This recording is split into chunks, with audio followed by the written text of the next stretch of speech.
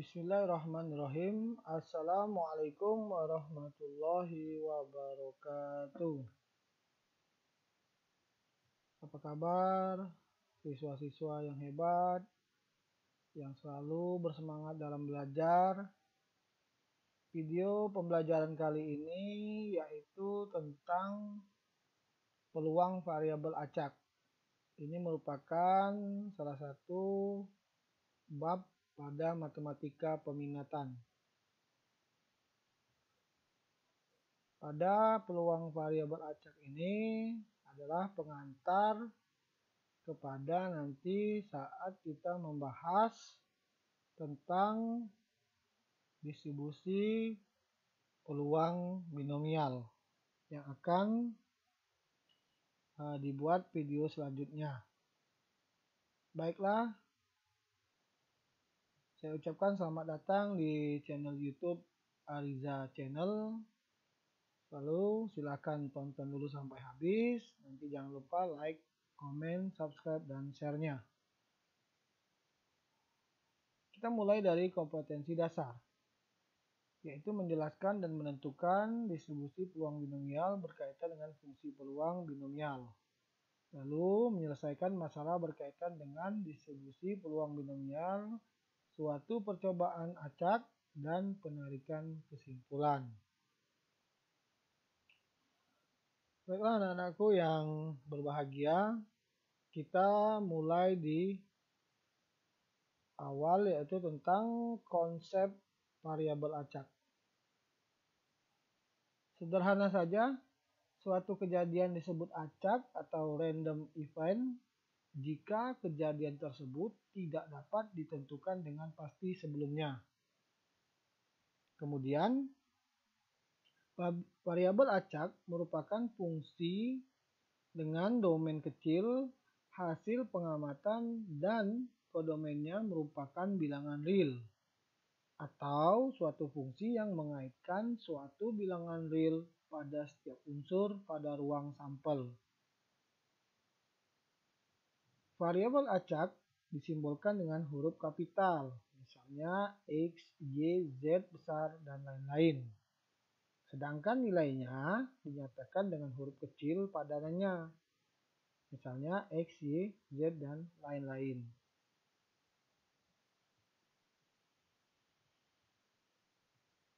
Kita lihat pada kejadian transaksi jual beli di suatu pasar tradisional yang melibatkan penjual, pembeli, dan barang yang diperjualbelikan. Penjual mewakili nilai atau banyaknya orang yang berjualan di pasar. Pembeli mewakili banyaknya orang yang membeli. Begitu pula, barang dagangan dapat dinyatakan dalam nilai tertentu, baik dalam satuan berat ataupun satuan unit barang. Banyaknya penjual, banyaknya pembeli, dan banyaknya barang dagangan yang terjual memiliki nilai tertentu yang disebut dengan variabel.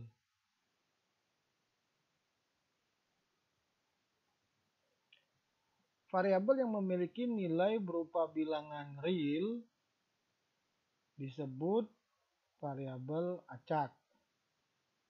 Oleh karena itu, untuk mengetahui apakah suatu variabel merupakan variabel acak atau bukan, suatu variabel itu harus memenuhi syarat-syarat, yaitu syarat pertama, himpunan X kurang dari sama dengan X merupakan suatu kejadian untuk semua nilai real, di mana Y di antara min tak hingga sampai tak hingga, atau tak hingga kurang dari Y kurang dari tak hingga. Syarat kedua, P X sama dengan min tak hingga sama dengan 0, dan P X sama dengan tak hingga sama dengan 0. Misal X adalah variabel banyaknya pembeli dalam waktu 1 jam. Nilai yang mungkin untuk menyatakan banyaknya pembeli dalam waktu 1 jam adalah 0 atau tidak ada, ya bisa dikatakan demikian. 1, 2, seterusnya 10, 11, 12 sampai 60. Apabila rata-rata ada 1 orang pembeli, setiap menitnya.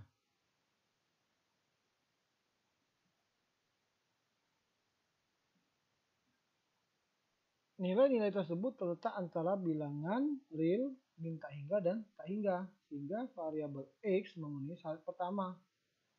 Artinya ada nilainya.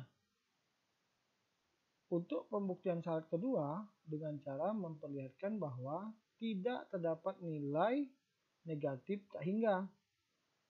Artinya min 1, min 2, min 3, atau negatif 1, negatif 2, negatif 3, dan seterusnya.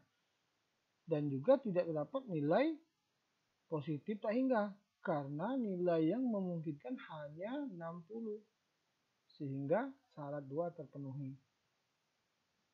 Jadi variabel X merupakan variabel acak. Variabel acak dibedakan menjadi variabel acak diskrit dan variabel acak kontinu.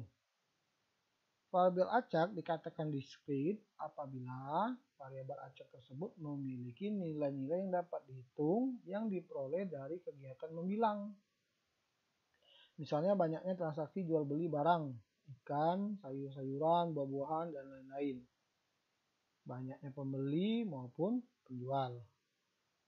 Sedangkan variabel acak kontinu itu diperoleh dari hasil mengukur atau menimbang. Misalnya, banyaknya ikan dalam kilogram yang dibeli oleh pembeli dalam waktu 1 jam.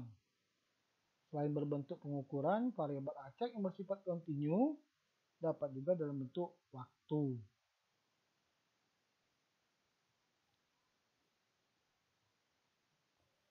Banyak sekali bisa kita temui yang termasuk variabel acak diskrit atau variabel acak kontinu dalam kehidupan kita sehari-hari.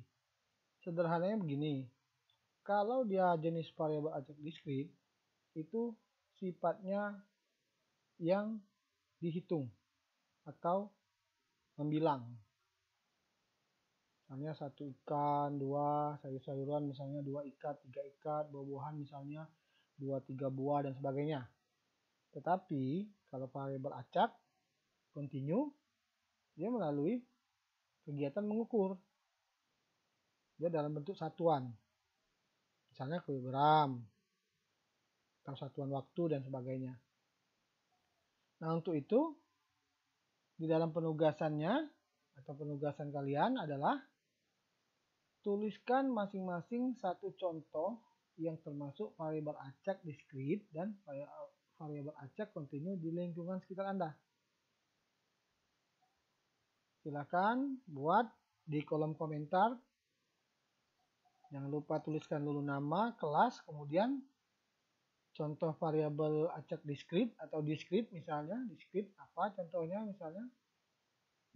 Misalnya banyak orang yang jogging melewati di depan rumah Anda misalnya. Dari pukul 7 sampai misalnya dalam 1 hari atau di pagi hari misalnya. Kemudian continue untuk misalnya berat badan orang-orang, misalnya berapa orang di rumah masing-masing misalnya. Itu contoh yang artinya di dalam kehidupan sehari-hari. Jadi tuliskan nanti variabel acak diskrit contoh 1 dalam lingkungan, di lingkungan kita masing-masing, kemudian 1 contoh variabel acak kontinu. Tuliskan di kolom komentar video ini nama lengkap, kelas kalian, dan masing-masing contoh. Oke, sangat jelas itu. Kita lanjutkan, pada 1 kali kegiatan jual beli dapat dikatakan dengan istilah percobaan. Jadi pada suatu kali kegiatan, 1 kali kegiatan jual beli itu dapat dikatakan dengan istilah percobaan. Sedangkan terjadinya kegiatan jual beli lebih dari 1 kali disebut dengan eksperimen. Kita lihat contoh kasus. Pada suatu percobaan jual beli ikan, misalnya B sama dengan membeli ikan, dan T besar tidak membeli ikan. Apabila X adalah variabel acak, maka X bernilai 1 jika pembeli membeli ikan, dan bernilai 0 jika pembeli tidak membeli ikan. Pada eksperimen jual beli ikan sebanyak 3 kali, misal X adalah variabel acak yang menyatakan banyak kejadian pembeli yang membeli ikan. Ruang sampel yang mungkin dan ringnya dapat dilihat pada tabel berikut.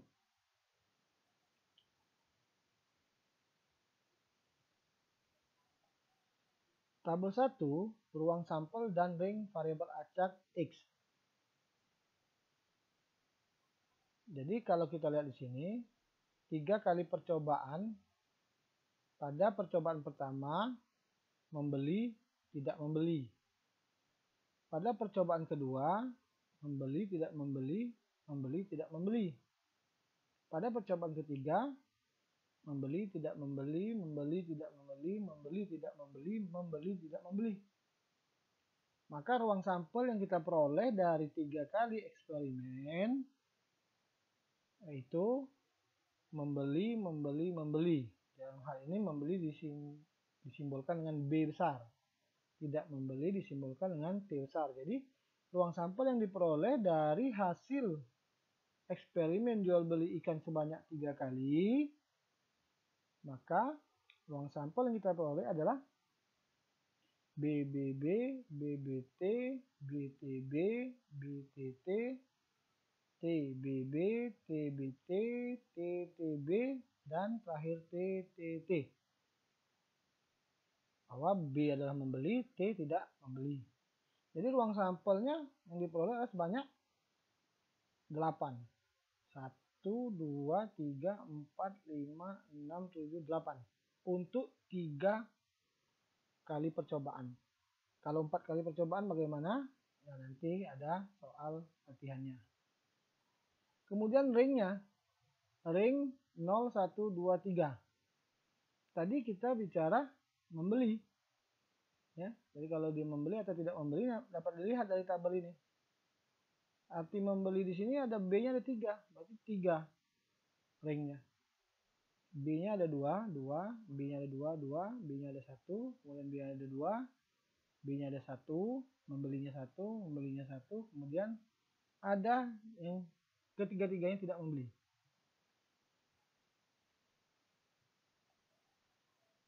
Oke, ini tabel 1 ruang sampel. Jadi tabel ruang sampel dan ring. Jadi dari percobaan, 3 kali percobaan, kalau 4 kali tambahkan 1 lagi kolom misalnya, 5 tambahkan lagi, 4 tambahkan lagi, dan sebagainya. Maka akan diperoleh ruang sampel dan ring. Nah, kemudian dari tabel ini kita bisa menentukan nilai peluang yang diperoleh.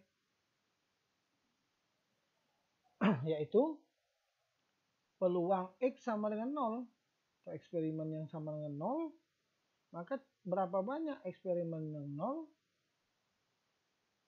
berapa banyak ring yang 0, maka ada 1 ini. 1 dibagi banyak ruang sampel. Ruang sampelnya ada 8, jadi 1/8. Jadi untuk 0, X sama dengan 0, ada nilai peluangnya adalah 1/8. Kemudian nilai peluang untuk X sama 1, yaitu X sama 1 kita lihat ada 1, 2, dan 3. Ada 3. Artinya membeli 1 itu ada 3. 3 kemungkinan atau 3 buah. Atau 3 kali. Maka 3 dibagi banyaknya ruang sampel. Ruang sampel tergantung daripada banyaknya kali percobaan. Jadi untuk peluang X sama 1 adalah 3/8. X sama 2. Kita lihat ringnya 2. Yang ring bernilai 2 ada 1, 2, 3. Jadi 3/8. Lalu PX sama 3. PX sama 3 ada 1 cuma. Sama seperti tidak membeli, semuanya tidak membeli, dan semuanya membeli. Ada 1, jadi 1/8. Nah, ini nilai peluang. Jadi kalau dari suatu kasus eksperimen atau percobaan yang dilakukan sebanyak N kali, Maka kita akan bisa menentukan ruang sampelnya, kita menentukan ringnya, lalu dapat menentukan nilai peluang yang diperoleh masing-masing. Jadi kalau pertanyaan tuh hanya satu biasanya dipertanyakan. Misalnya peluang X sama 2 bernilai peluangnya berapa. Nah, itu, ya. Jadi semua ini bisa kita gunakan pada pertanyaan-pertanyaan soal yang berkaitan dengan variabel acak. Selanjutnya kita lihat tabel 2 yaitu distribusi peluang variabel acak X pada contoh kasus ini. Ya. Yaitu dengan cara kita memasukkan nilai peluang masing-masing. X sama dengan 0, 1, 2, dan 3. Kemudian berapa nilai peluangnya kita salin atau kita tampilkan dalam bentuk tabel. Maka kalau dijumlahkan harus sama dengan 1. Ya. Itu untuk pokok bahasan pada konsep variabel acak. Baiklah anak-anakku sekalian, kita lanjutkan pada bagian fungsi variabel acak. Suatu variabel acak X dapat dituliskan ke dalam bentuk persamaan fungsi yang dinotasikan dengan Fx, Gx, Hx, dan lainnya. Itu disebut fungsi peluang. Contoh notasi fungsi untuk tabel 2. Ini tabel 2. Tentang distribusi peluang variabel acak X dapat dinyatakan dalam bentuk sebagai berikut. Fx sama dengan 1/8 jika X sama dengan 0 dan 3. Ya, 1/8 untuk 0 dan 3.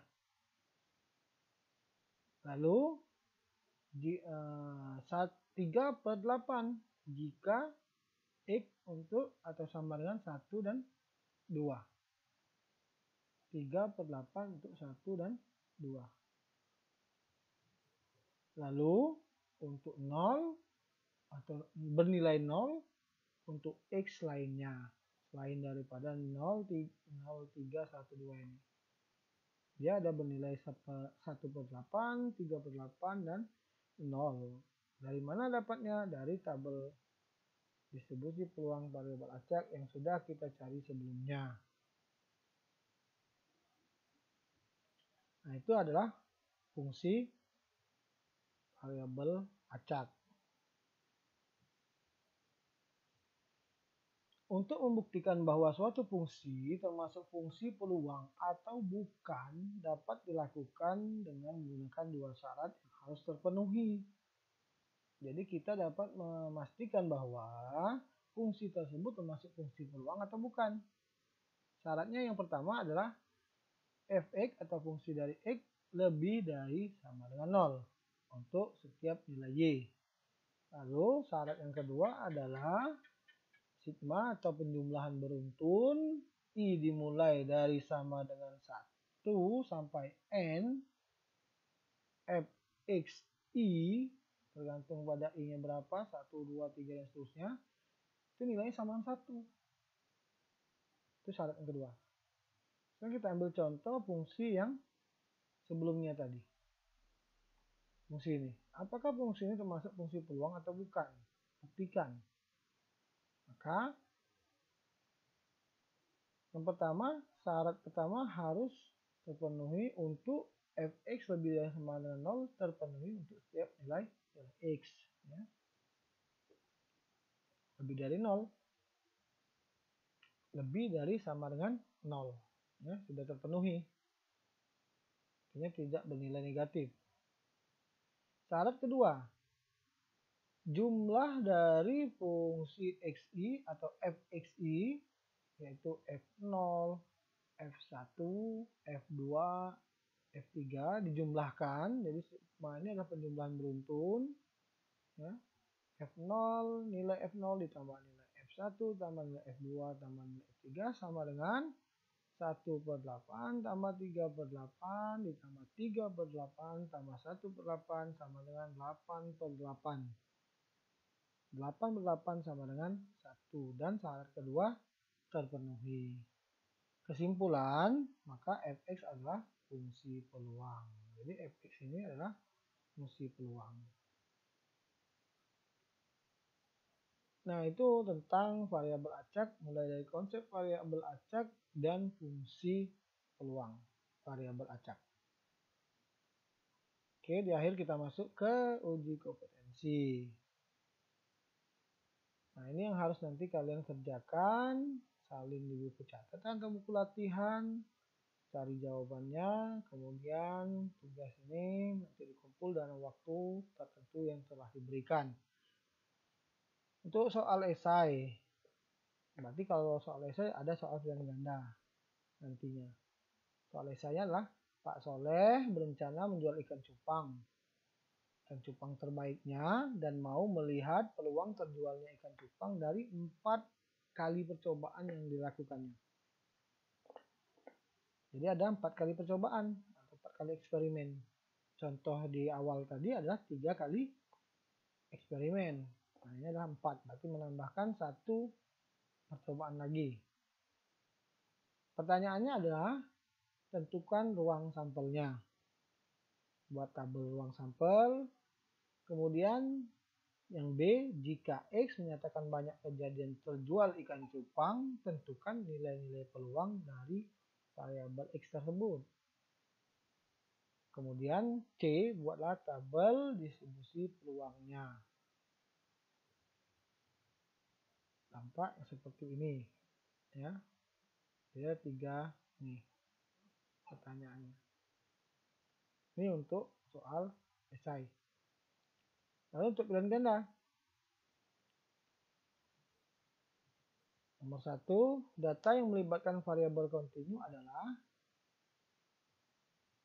Soal nomor 2, data yang melibatkan variabel diskrit adalah. Pertanyaan ketiga, Robi melemparkan keping uang logam sebanyak 3 kali. Variabel acak X menyatakan banyak hasil sisi angka yang diperoleh. Hasil yang mungkin untuk X adalah.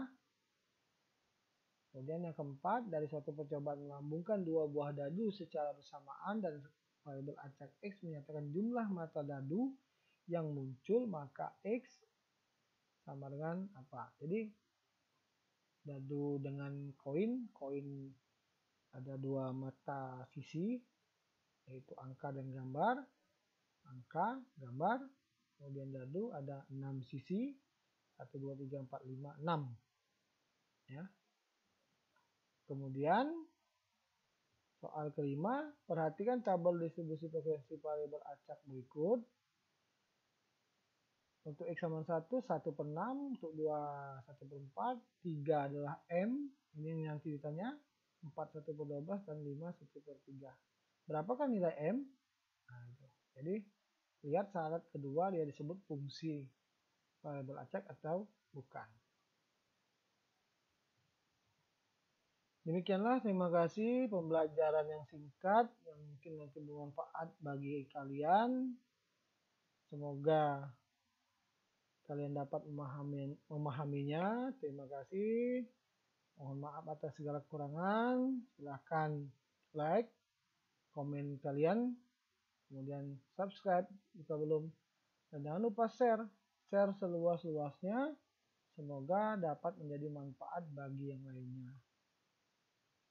Saya akhiri, wabillahi taufiq wal hidayah. Wassalamualaikum warahmatullahi wabarakatuh. Sampai ketemu lagi pada video pembelajaran selanjutnya.